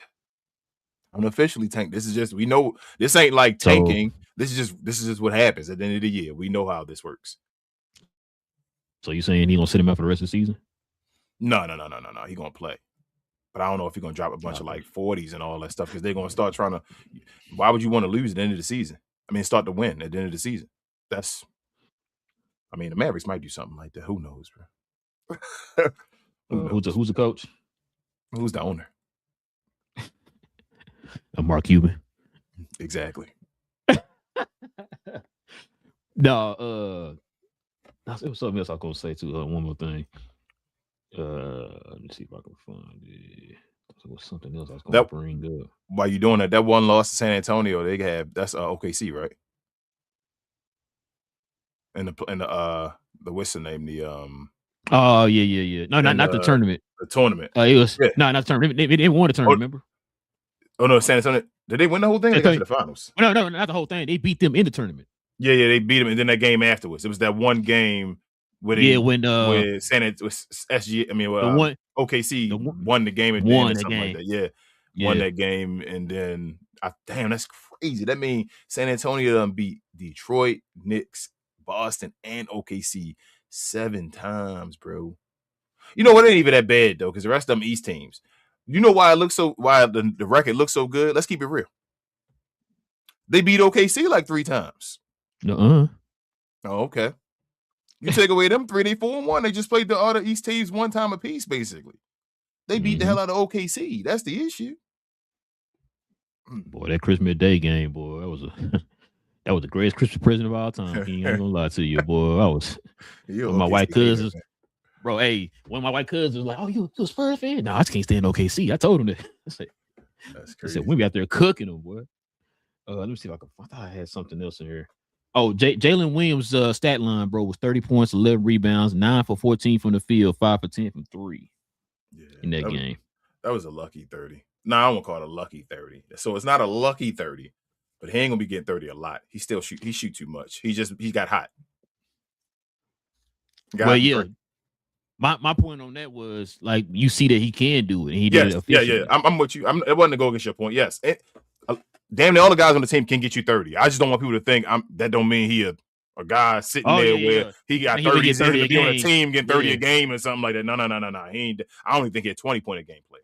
But matter of fact, 30 though. Yes. Remember we used to be like, man, it'd be nice if this he bring the damn team on the Mavs. Man, we had a guy other than like Luka or somebody else that can like, hey, just randomly get you 30 or whatever, or randomly get you 25. Yeah, like those guys. Need somebody. Yeah, like then we had enough. Many of them, we had like enough of those guys on the team. It wouldn't be like so much pressure on Luka with it, right? Najee Marshall. That's what Shea does with every night. Like I think I told you, I forgot what game we was watching. I think you asked me something about does Shea even get double teamed like that, and I said no because I'm sitting there watching the game, right? And it's like, well, damn, he going off. I gotta pay attention to him. Okay, damn, now he going up. I gotta pay attention to him. Well, damn, now he going up. I gotta pay attention to him. They got so many weapons on that team, bro. The team is so deep. We just saw it against Detroit. How deep their team is. Just told you Jalen Williams got you 30 on stupid efficiency. Like you can't just double team the dude. You got so many other options on that team that could take over. Sam Presti put skill around that guy. He put skill around SGA. They got skill at every position. So that's why I said you got skill at every position. The best GM in the league right now. If you got a guy at every position that can put the ball down and dribble, you can't double team. Nope. I've been saying that. That's why I said literally, if you got a guy at every position that can put the basketball down and dribble past somebody, you can't double team. You can go create your own offense. Yep. You can't get that is a plus. That's why I was telling you about Detroit. Oh, thank you. I'm glad you brought that up. One more thing. I'm probably gonna move along. I'm sorry. So I've been watching a ton of Detroit games. Mm-hmm. The 1 week I've been saying they needed shooting. They got that now. Mm-hmm. Another thing I'm kind of nervous about. Creation, after you said it the other day. Well, no, they got guys to create. They got enough of that. They need a consistent third. Well, no, they need a consistent third option, bro. That's why Cade Cunningham's so high on the pecking order as far as the MVP. So it's the gift and the curse. They ain't ready yet as far as that. But you right about that. But this thing too, this is why when I think it was Cool Breeze said what he said, and I was watching the who they just beat. I'm blanking. Oh, OKC. I watched the OKC game. Uh-huh. And then I heard somebody else say this not right after, but like the next day I was listening to somebody talking about Detroit, and they talked about that third option or whatever, and he was talking about, man, Tobias don't like. They started talking about Tobias, and I was like, you know what? I was watching that game, and that is the first thought that came to mind. He scored those first. I think he had scored a bucket in the inside and the 3 top of the key or something like. No, he shot a long 2 at top of the key, and I'm like, oh, okay. Tobias going to show up today. At the beginning of the game, Cade didn't really go off. He was just setting guys up. Mm-hmm. And I think Jalen was kind of going off a little bit. Jalen Durham was going off a little bit. And so I'm thinking like, okay, so this is going to be that game where Tobias going to go out and kind of get him a boost. You know what I'm saying? He's going to be the third option. You want to know what Tobias finished the game with? The same amount of points the first quarter? Yep. Yeah. And that's what I started thinking about that too, because remember I told you it was tight, like just going back and forth, I think all the way to like 3 quarters. Mm-hmm. And you saw guys like Ron Holland, another D of Dub Finest.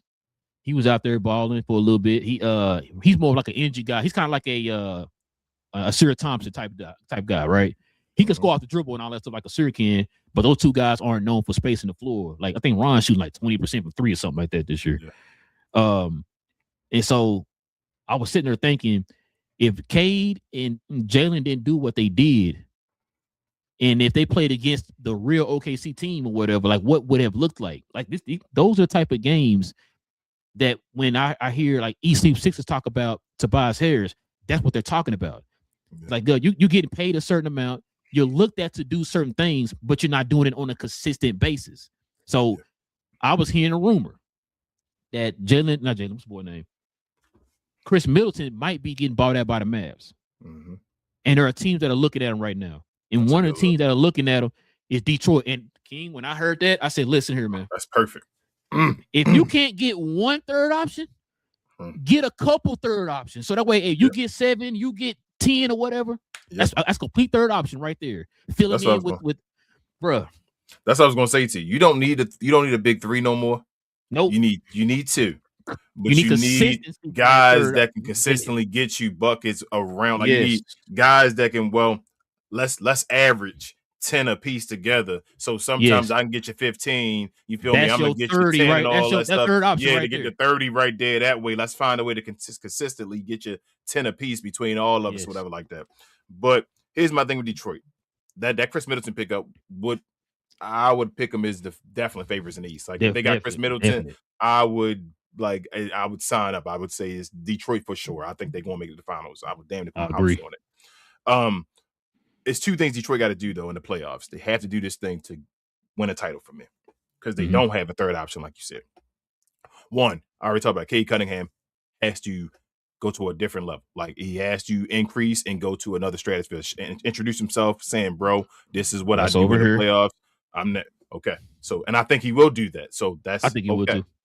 Second, somebody else has to introduce himself.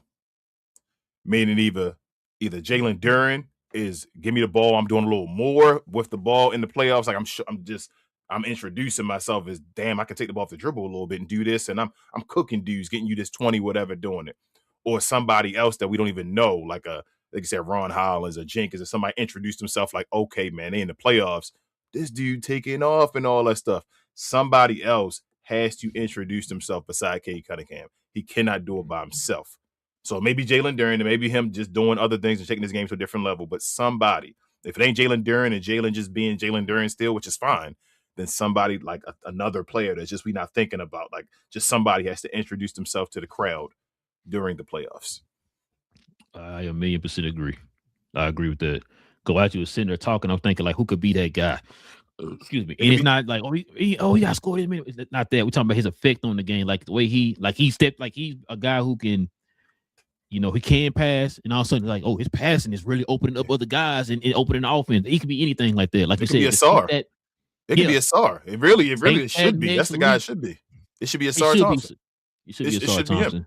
It should be him to take that step to be like, damn, bro, look at the SAR Thompson, and he doing everything. He been he really been Andre Karolinko, Sean Murray, and something like that now. Like he's taking this game to the next level. Man, bro.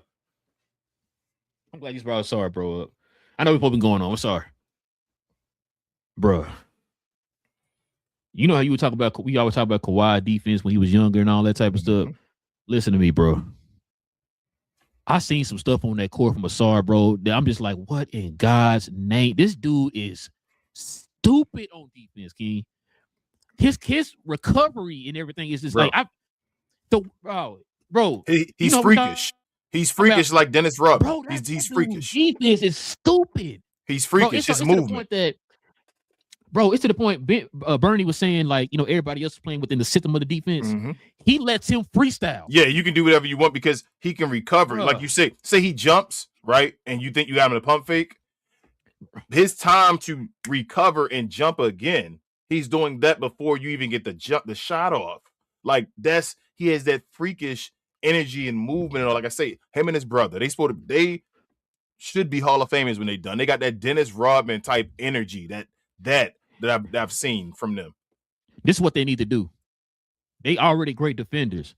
Just go and follow the mode of Kawhi. Go watch Kawhi film on defense. Just watch Kawhi film on defense and completely hone and like shape and like lock in on that end of the court, bro. Because like I said, bro, I'm watching that game.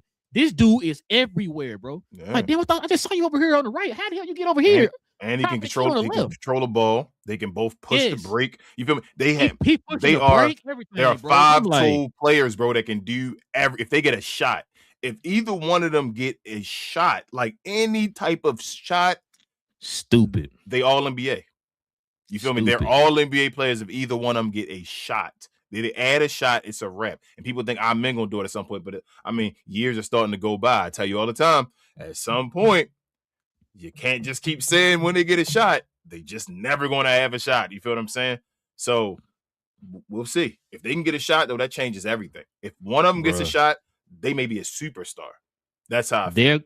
They're going to be the prototype of what people are looking for that type of player. Yes. For that position or whatever. Watch.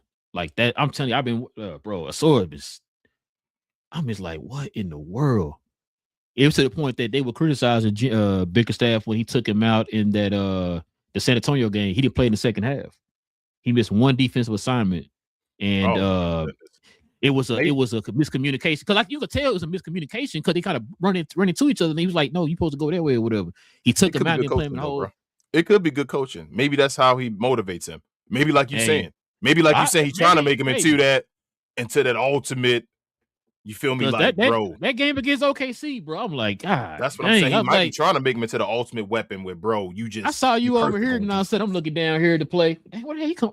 He teleported? Where the hell he come from? Yeah. Like, bro, steals, blocks, everything, bro. Detroit defense is stupid too, bro.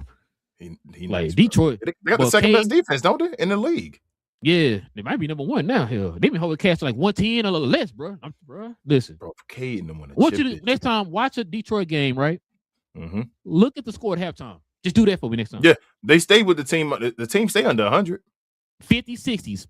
But the end, bro, Cade. I'm just trying to think if they want a chip this year. Like, if Detroit want a chip this year, people wouldn't believe in them. They still had that fumble, like, oh, this ain't real and all that stuff. But the way it changes, like, our championship changes a bunch of stuff. If Cade and them got a ring this early, bro, like, I love seeing stuff like that. Like, that's, OKC got a championship early and all. I got a little animosity towards them, different situations, but that's cool when the young guns come into the league. That means that the league is changing. The old guys can get the hell out, like bounce. We got replacements. But bro, 3 years old, he's won a championship. Get out of here, man. If Cade was to win this year, say he was to win MVP and win it this year, like what Shea just did, right? But he did it this young already. If Cade was to do both for them, I'm telling you, bro, I think he a top 5 player. You got to put him as the American guy in the thing. If he win a championship, if he does that this year, win the championship, win the MVP, he a top 5 player. He jumps all the way into the top 5. Now, I don't know who getting kicked out of it.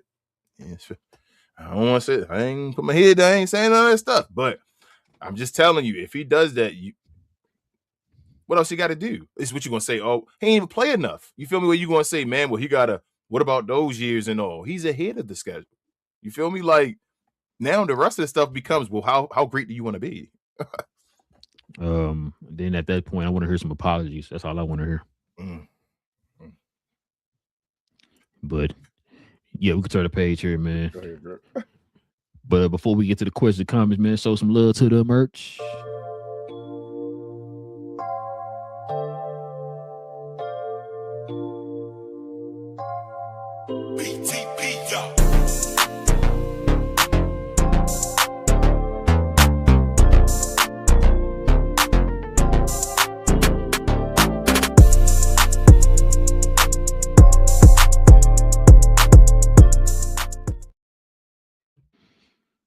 Yes, sir. Listen, members, you already know. Y'all get that permanent discount, man, for being a member of the channel, man, for any of the merch that we are selling on the site.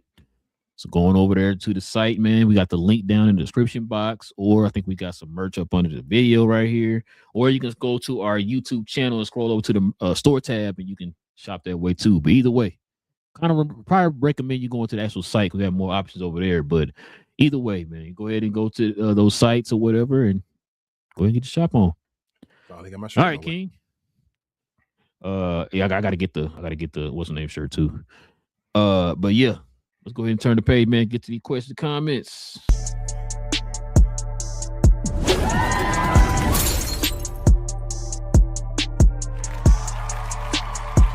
Sponsored by True Classic. The most interesting customer came into True Classic today. A young man came in right when the doors opened and said he had a job interview in just 30 minutes. The challenge, or so he thought, he had about $150 to work with. Now, in most places, that's a fancy shirt, maybe some nice socks. But at True Classic, when you add more, you save more.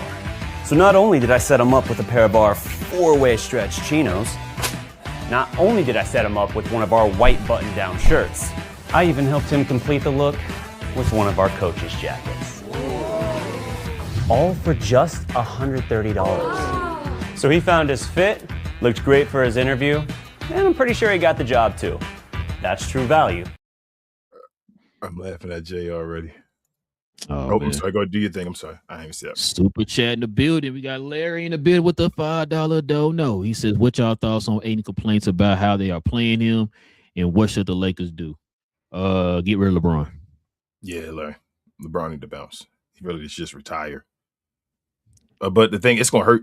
I told you, bro. It's gonna hurt Aiden's stock, bro. I hate this. Oh, it is. Aiden about to, because Aiden close to being. I told you this is the last call and all that stuff, bro. It's trash. That's why I say. That's why it's really bothering me. That's why the LeBron thing. I'm like, bro, I can't believe you, bro. You supposed to be like that ultimate leader guy. They talk about you and all that stuff, and this is you screwing a lot of people over. But it's okay. Aiden and I'm gonna talk after their career is over and all right. So we'll get the stories then. They're giving away a little bit by bit. Yep. Now. You know yep. Aiden, one of them guys that just talk where you be like, you may not want to. You may want to shut up a little bit, Aiden, and all that stuff. So pay attention to what he said. What you mean by that, Aiden? What you mean by that? Shout out to Big J. He's obviously a GloYard member, but he said, I ain't saying nothing. I was told. I'm just a LeBron hater, but the stuff y'all see now is why I never want him anywhere near my Mavs. I feel you, Big J. And today, hold on, let me read the second one.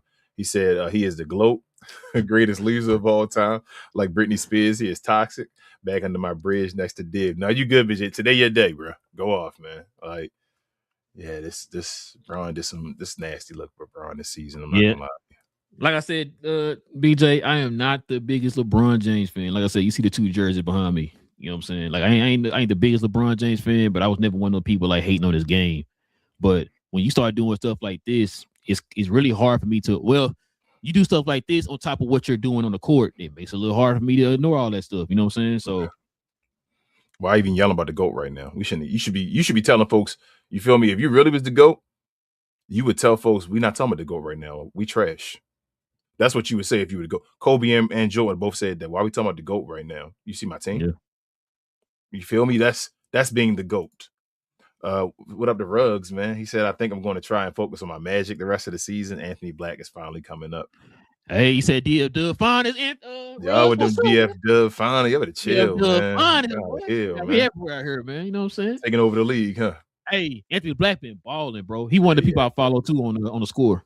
Yes, Magic got a big decision this offseason too. Yes, they do, King. Oh. You saw that stat I sent you. Matter of fact, hold on. Go ahead, read the next one. Yeah, go ahead. Big J said, and lastly, if you saw the game where Luka passed to LeBron at the buzzer, LeBron said that he thought Luka had the shot and he was off balance, but Luka said LeBron asked for the ball. No comment. Hey, man, I'm fine with that. If LeBron's saying BS, Luka need to step up and say something. Realize your team. There it is. Your boy Paulo been balling, man. Last 4 games, 27, 9, 7, 45% from the field, 44% from three, 92% from the free throw line. I was told though. Go ahead. No, bro. We're not gonna do that. We're not gonna do that here. We're not gonna keep people. It's crazy. Nobody gave him attention for forever. Remember, I was like, bro, he a number 1 pick. That's crazy. It's like people forget he was number 1 pick. Then he started going to the playoffs and all early. I mean, he way ahead of schedule. Like, it's nothing that he's done trash yet. No, you feel me? Like, everybody, and they treating him like he trash, like his team ain't turned around since he been there and all that. And they were quick to want to step on him. You feel me? Like, it's like, damn, he got injured the last year, dealing with what's his name? Franz stepping up and getting a role and all that, having to figure out how to deal with him and all that, getting another player beside him as far as the caliber. and people treat him like he was an established player already, bro. He's ready to throw him away. He trash. Is he more? They called him. I saw it. Might have been. Oh. Was it Andy or was it Wilson? One of them was saying he was like he may be. What's the guy named Andrew Wiggins? And I'm like, bro. Oh yeah. I remember that. Yeah. I'm like, bro, like Andrew Wiggins. What did Wiggins ever do for Minnesota, bro, to get them any? Come on, y'all. Come on, man. Let the guy grow, man, and develop. Paolo nice. He gonna be one of the captains of America, whatever, in the future. Like, bro, I've seen enough of Paolo. I know what Paolo can do. So it is what it is. I 100% agree with you. And this also too reminds me of what we talked about with Cade. Remember people telling us Cade did. Now all of a sudden he an MVP candidate. Like you said, not everybody gonna come into the league day one. It's always those things that you can see. Like I can see something there. If they started building habits, start honing their craft and working on their skills and all that stuff, then it'll come out to where like we're seeing what Cade is. I'm gonna tell you right now, I hate that I'm about to say this, bro. I think Paolo needs a new coach. Yeah.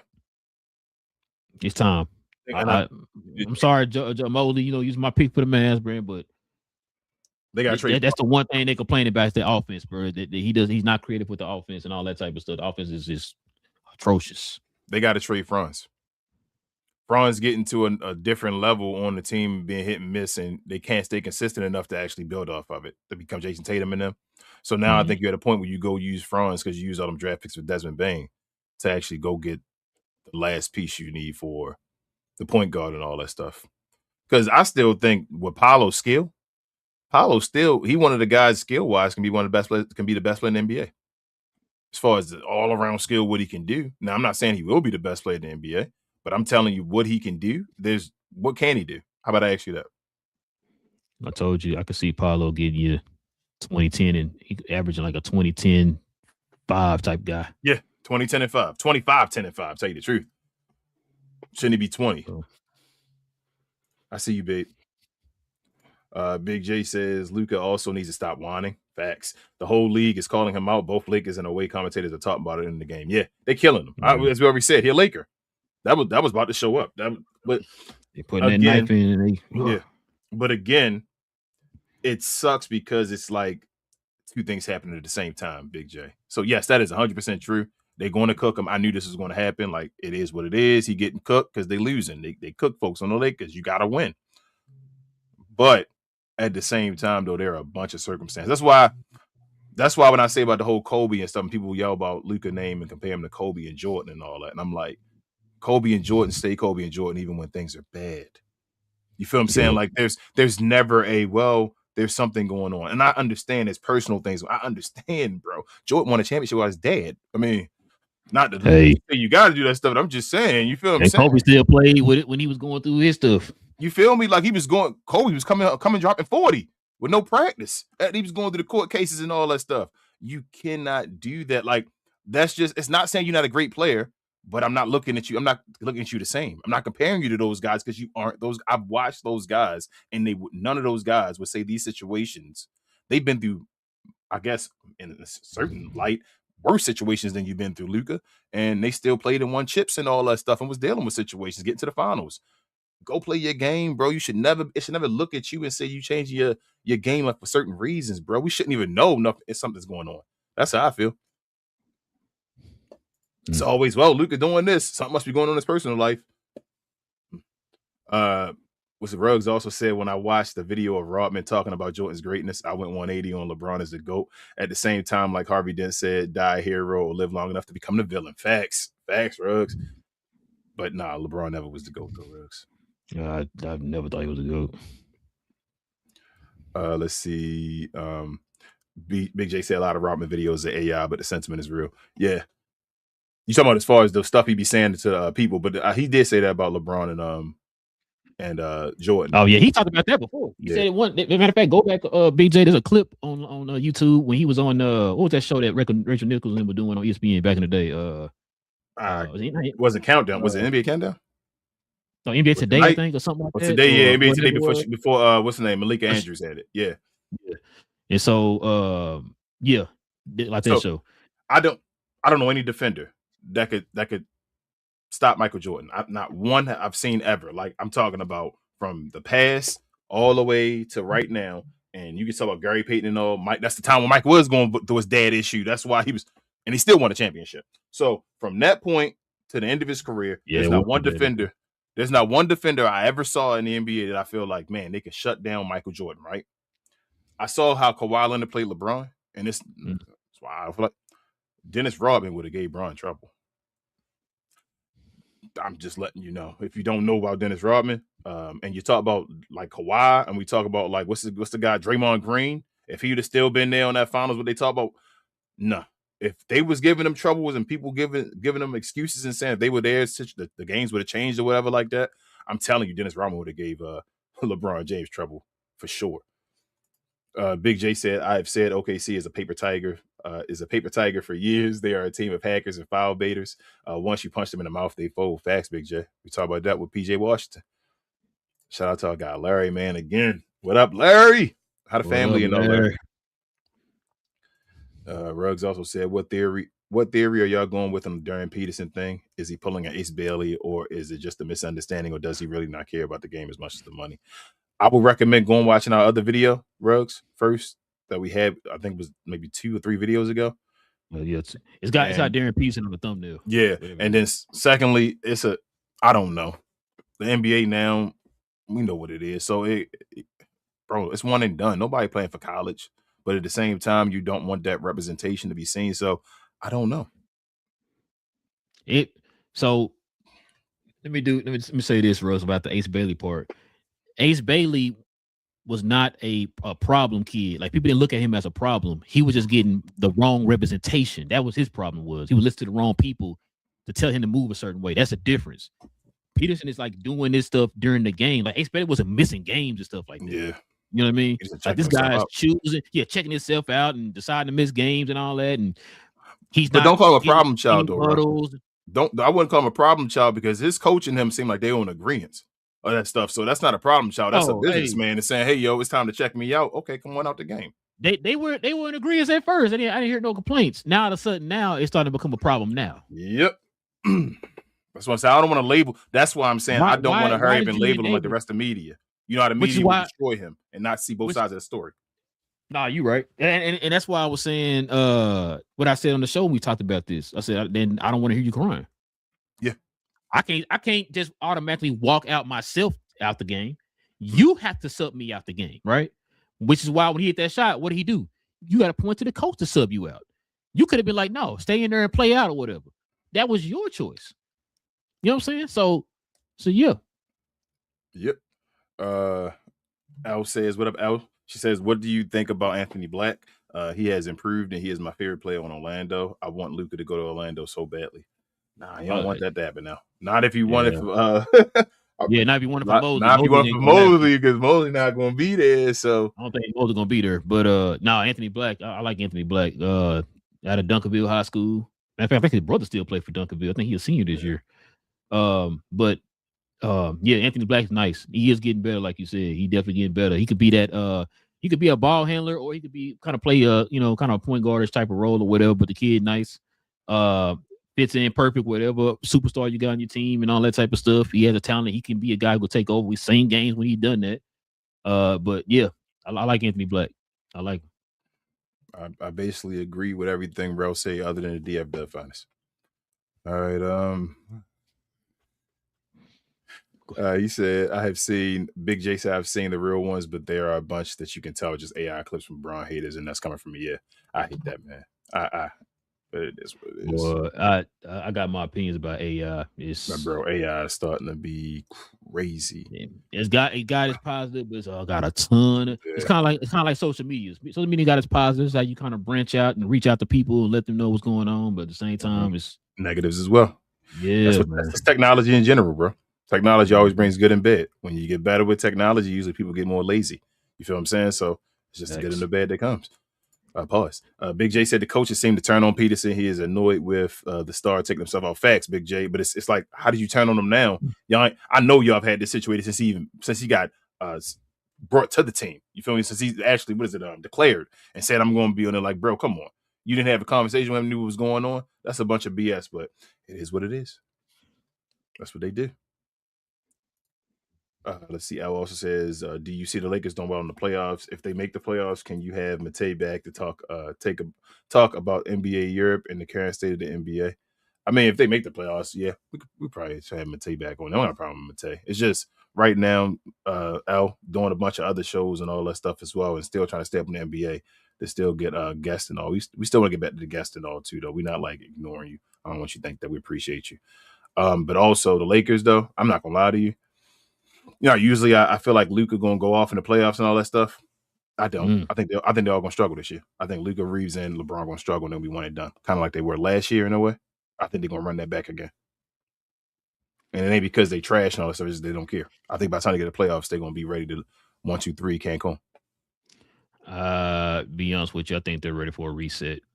Yeah, that's what I'm saying. 1, 2, 3 Cancun. Let's just get it over with. Let's just get this season over with, and we can get to the front office is already positioning themselves. Yep. To they better get rid of everybody, bro. I think everybody better go. My brain's starting to say even Rob Pelinka, JJ Redick. I think they all. I told you that this Dodge organization about to get rid of everybody, bro. I think we had Jeff on, I think, and we were talking about or Daryl, one of them. And I think I talked to Daryl about this in person. We was talking about this, and I was like, when they were talking about looking for another coach or whatever after Darvin Ham, they decided to go with JJ Redick. I was like, so you pick now to want to get an experimental project type coach? It's like, no, you need to try to. Especially at that time, they still had LeBron and AD. If you still feel like they have a chance to try to do something, you might want to get a proven coach to help put them over the hump. And you go out and get a guy who's like, you go get a peer. You get a guy to play with the guys. Bro, I just played with you yesterday, and now I'm coaching you. Bro, come on, man. No, Luka was the leader on a team with JJ Redick on the team. So why would you then, if Luka been the one that could yell at you, why would he then play with you and respect you? You feel what I'm saying? Like that. Why would I do that? That's too much buddy now. It don't work. But yeah, it is. But I think they're going to be one and done, boys. I think get rid of this, get it over with, come back next year. I mean, time heals everything. Come back next year and you win games, get a team together and do stuff nobody gonna care about this year. You got to just start winning at some point, Al. You said one and done, no business skin? Yeah, they one and done, bro. She also says, yes, I believe Mosley won't be around too long, sadly. Yeah. She also says, yes, the Lakers' new owner will clean house, and I think Jeannie Buss should go too. Yeah, she will be eventually. She's making her money, staying there, being the governor. They're going to get rid of her eventually too. Everybody gone. He said, who picked Ham and Redick to be the coach? I have no idea, Big J. Hey, Big J. That ain't Bron. Bron shouldn't be. So I'm going to tell you this one. You shouldn't be telling your players to pick like their buddy coaches. You can't. So as an organization, you can get input on a coach as far as a player and do you like him and all that stuff. That ain't on them though, man. Like, I don't think he picked him, by the way. So the Lakers, he had input in the JJ and all that stuff, but I think that was just the last hoorah. Like you said, that's just experimental. While LeBron there and all that stuff, he about to be gone. Get him the hell up out of there. You feel me? Get his podcast guy about it. Y'all can go do a podcast together again. But Ham and all that stuff, that's the Lakers organization, man. That's all Lakers, and that's it, bro. So you saying JJ Redick is the new Steve Nash? No, I mean JJ Redick might be worse than Steve Nash. Oh my God, shots. So Steve Nash didn't have a shot. You feel me? Like JJ Redick is not being scapegoated. You feel me? Oh, so you saying you shooting shots for Steve Nash? What you saying? Okay, I got you. Let's keep it real, bro. People be I think Steve Nash should get another chance. I don't understand why he don't. Like, I think that was a whole setup. I was just about to say that was a setup, bro. I said that when he went over there, like that's another example. If you got this team that you feel like has a chance to win something, why are you doing experimental projects like that? I don't understand. Get a proven coach. Big J said, "Yeah, I skipped that, Big J. I ain't talking no. I don't know. That's a Dallas thing, or you talking about? I don't know. Too many D's. Pause. It's got me standing. I'll try to skip it. The triple D's, baby. Shout out D's, man. Get out of here. Pause. Y'all call it the triple D's. I wouldn't. Never mind. Triple D's, man. That was way before pause. Is a reason why it's called triple D. The Dallas sign has like the outline of 3 D's around it. D's, I know. I'm just fucking with y'all. Just like, don't be getting mad, Mr. DC. No. Mr. I'm from DC. Don't be getting mad now. Yeah, I know. No, I'm about to say for those who don't know, like, why they call it Triple D? That's why, because the dollar sign has the three D's on it or whatever. But yeah, and then like this emblem right here too, we got the Pegasus sign too for our city. Is that why y'all played on Triple J? Is that why Triple J became a thing? Because Triple D, so y'all made it Triple J. I know it's 3 J's, but when y'all had the Jason Kidd in them, just was that y'all plan on that? Or that's just no, had to do with that? Just because of Triple J's, okay. I got you. You had names. Go with Jay's Jamal. Okay, yeah, they all Jace. I'm just making sure. I thought it may have had something to do with that as well. Like you I'm trying to think that one had like JD last name, or two had like a JD first name. Yeah, Jim, Jack, Jim, Jamal, and Jason. Yeah, and Jason. Yeah, Triple J's. Yeah, I didn't know what. I was like, man, Triple J's. He said it was organic. Organic. Okay. Yeah, that's what I'm saying. Okay, so but it didn't have nothing to do with that. It could have been organic because y'all from Dallas. So Triple D. Well, I would say I didn't really know about the Triple D thing until I got older, like back like the mid 2000s and all that stuff. When we had like all like shirts and all that type of stuff. Look, Big J, I'm about to stop this. You gonna keep me going forever. Pause. Talking about Be More. Don't get on us, man. They love Be More. The city that reads, allegedly. That's what it used to be, and they changed that up because people wasn't reading over here, so they changed the best city in America. But like you said Texas, but go ahead. But our nickname really is though Big J Harm City Murderland. That's our real nickname, bro. What you talking about? You want to know the real one? They call us Charm City, Harm City Murderland, man. That's what we call. That's what they call us over here, man. Oh God, like that's what they call, man. You know, what is it? You got Cashville, Tennessee, and all that stuff. Yeah. We Harm City, Murderland, bro. Charm City, Baltimore, and then Maryland, Murderland.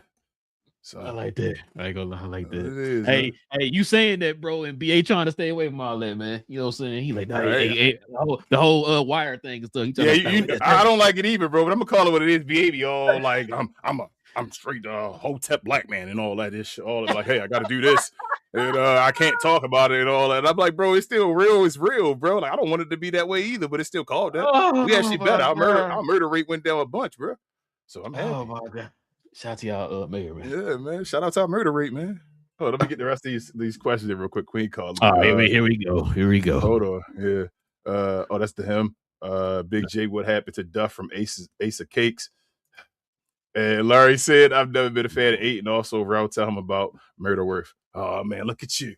Look at him now. Now let me tell you about this. We from this. Y'all carry guns on your hips, man. You don't gotta tell me nothing, bro. We already know about Texas, bro. You don't gotta tell me nothing. It's Texas. Oh my God.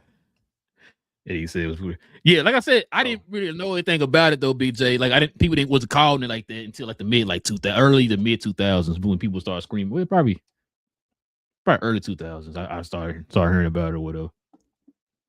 Because for the longest I didn't even know what it meant until I think my cousin or someone was saying, "Oh, nah, it's because it got the 3 Ds." Like, oh, okay, that makes sense. Call it triple Ds. What do you call it triple Ds for? But yeah. Man, that's it. What do you say? What do you say? We know about the mean streets of Frisco. Oh man, y'all over there bad one about Frisco. Hey, I fear for my life when I go to Frisco. That sounds too close to San Francisco. For other reasons, Big J.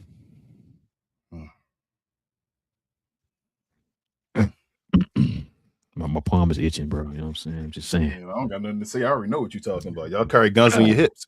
I just said that to you already. That's when you allowed to carry guns on your hips. They the real gangsters, bro. You said the real gangsters. When folks is allowed to carry guns. Is that what you said? I'm asking. I don't know what you're talking about, King. I'm just trying to get it clear. It's clear. I got nothing to say to y'all, bro. Shout out to the gun owners, man. I don't got no issue. This ain't political at all, y'all. Hey, shout out, bro. Hold up. Let me read this last one. You go keep Larry and Jay talking now. So I can't support the name Triple D, so I have to differentiate myself. It's a native Fort Worth. I feel you. That Triple D thing is hard. Pause. Woo. That's definitely something. But Triple D's. I feel y'all. But no D's to Triple D. I got you. Woo. Oh no, that might be worse. But shout out to Triple D, y'all. I love y'all over there. I think it's Triple D. Yeah, Triple D. But yeah, man. That's it. Listen, we appreciate the members and others joining us today, man, for another episode. We will be back here on Monday, y'all. You already know. If you're new to the channel, into NBA content, do us a favor, hit that subscribe button. Join us here every Monday, Wednesday, Friday morning. Okay, we had these shows every Monday, Wednesday, and Friday morning.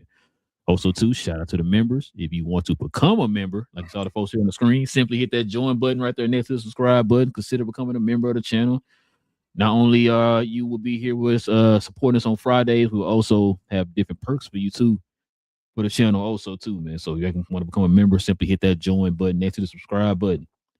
Also too, BJ and her cousin per usual. Shout out to him, BA, Cuz, and myself. We got another channel called Cuz We Geeked. We talk about all things in the geek culture involving movies and television. We got a show tonight. We're gonna be talking about that Mortal Kombat trailer tonight, man. I know BJ a hater. He probably hated it more than anything in life. But no, we're gonna talk about that tonight, man. So y'all want to join us for a conversation about the Mortal Kombat trailer? I think we'll probably talk. I don't know what else I forgot what we were talking about, but yeah, I know the Mortal Kombat trailer for sure. We're gonna talk about that. So y'all into like DC, Marvel, Star Wars, Predator, Aliens, Mortal Kombat, Street Fighter, Harry Potter, whatever it is, man. We talk about all that over there on Cuz We Geeked. Kings, everything else I'm forgetting, man. Share, and more share.